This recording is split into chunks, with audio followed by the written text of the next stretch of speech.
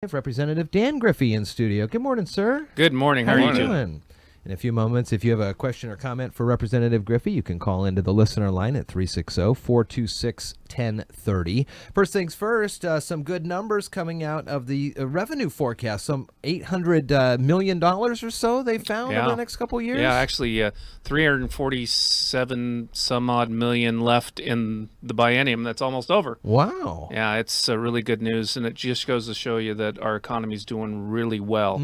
And it is time to take pause and really understand that major changes to the way we interact with our businesses and tax our businesses, we need to be very careful and judicious about that because of how well the economy is doing. We don't want to upset the apple cart too much. Looking at your website, dangriffey.houserepublicans.wa.gov is a place where you can get more information as well as on sponsored bills and things like that. Let's talk a little bit about the 374 that's left over for this biennium and looking ahead. I was talking with your counterpart in the House, Representative McEwen, yesterday about using these numbers as for budgetary purposes when the numbers are starting to come out as kind of a leverage point to say, listen, things are going well, as you mentioned. No opportunities or no necessities to raise taxes as you look to the budget times. You're in agreement with that? I absolutely am. It's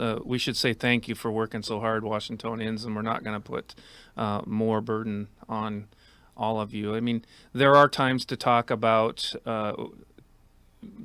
changing the tax structure, times when we're barely getting by, but this certainly is not that time, and we are seeing very good numbers with existing tax structure and tax law.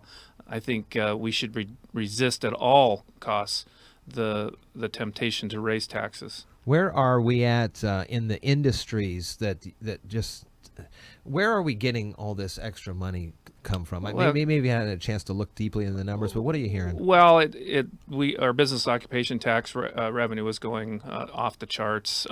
Our property taxes are going off the charts. People actually have jobs now and they're able to pay their property taxes. They're not in the rears on their property taxes. I mean, it's a little bit of everything. And when people feel confident and they have jobs, then our sales tax revenues go up. So it's a little bit of everything. We projected 4%, which I think is a pretty high bar to hit, and we went way over 4%. And we've been over 4% for quite a while. Wow. And what happens to these funds? I mean, is it protected? Is there just an inclination to spend? It's almost like governments run like little kids with an extra couple bucks in their pocket in the laundry. They have to go out and spend it instead of saving it and having a surplus for a rainy day and things like that. But what happens? What does this money mean? There is very little pressure to save the money. There is a lot of pressure to spend it as fast as we get it, and that is something that I agree with my seatmate on. I agree with him on almost everything we do in Olympia, but on this one wholeheartedly, that in the good times we need to save for when we might be in have some bad times, and have some discipline, have an ability to say no every once in a while, so we can then have a good rainy day fund to balance out those dips that will happen. I mean, there will be a reset in the economy, and we will see a downturn. And when we see that, we need to be prepared to not at that time raise taxes and put advanced burdens on the people that can't afford to pay. What's the difference between this type of extra funds that could potentially be placed in a rainy day account versus those contracts or whatever that you hear about? If you don't spend what you had last year, then you won't be allocated that, you know what I'm talking about? Oh, it's just a budgeting, the way we ask, for a million years that we've been, the way we budget in Washington State. I think we should do zero-based budgeting where you our department heads justify all their expenditures in the budgetary process. We don't do that. We do cost plus. So with cost plus, if you don't use 100% of your budget, then they'll go back to they'll give you like 3% more than what you spent. Sure. So there's an incentive for department heads or secretaries of departments to spend right up to the line. That way they then get 3%. And if we went to zero-based budgeting, we would actually have a process where we would expect that our department heads would then justify every expenditure, and then they would not be pushed into a position where we did spend 100% of your budget, whether you needed to or not. We had a conversation yesterday with Commissioner of Public Lands Hillary Franz talking about the wildfires. Already we've seen some here in the area. We've had a couple. There's been some in Oregon as well. And last year was just horrific. I know you as a firefighter are on the front lines at some of these fires. And we talked a little bit about defensible space and burning areas. What are some of the other things that you can just share from your own personal perspective as a firefighter to get people ready and cognizant that this could be another really bad year?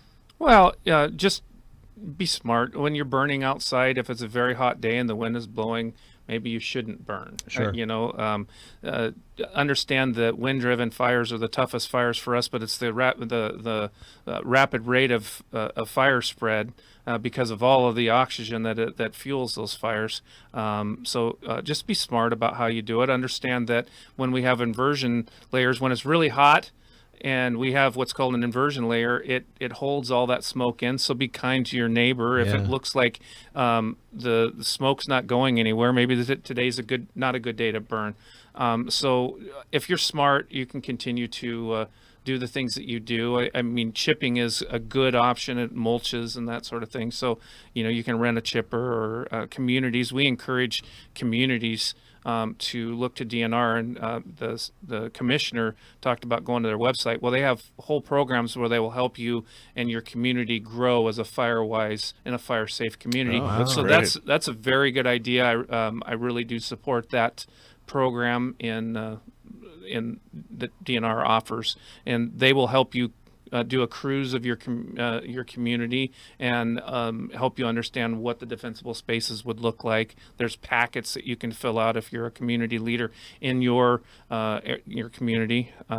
So I recommend just spend a little bit of time. You don't have to spend a lot of your day, but a little bit of your time now that we're getting into warmer weather, thinking about wildfire danger and the potential of wildland-urban interface fires. That's where we wildland interfaces with our homes and the places that we live. So, are there some bills that either were thought about being brought up this session or still kind of in the hoppers of ways that the legislature is looking at making sure that DNR land doesn't have a bunch of underbrush or something like that? So we have really been trying to change. There was a kind of do you remember when we established plastic bags was going to save the earth? Remember, and now plastic bags are killing the earth. Yes. So there was a lack of understanding about carbon sequestration and what happens in forest health and that sort of thing. So there was a push that don't clear cut.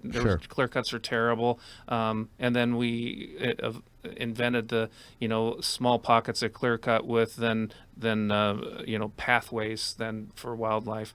We found that what used to happen, hundreds of years ago when people didn't live here, is the Olympic Peninsula would burn from Olympia to Port Angeles about every 100 years, and it would renew the forest, and then the forest health would improve, and it's kind of God's way of fixing it. So if we're going to live here and we don't want it to burn like that, we're going to have to establish policies that mimic the way that the good Lord had for rejuvenating the forest. So we are putting a lot of effort into forest health and forest rejuvenation, where we do selected cuts, we do treatments where you do back burns and replanting, and we find that those are hardened to the effects or the potential for disastrous wildfires.